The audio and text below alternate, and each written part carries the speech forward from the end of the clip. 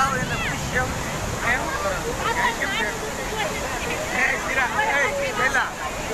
હાલો ઓલા police વાળાને પૂછવા દે અહીંયા કેમ બેઠા હું તો કોણ રાખતો આમ દેખાય હા જોઈએ આમ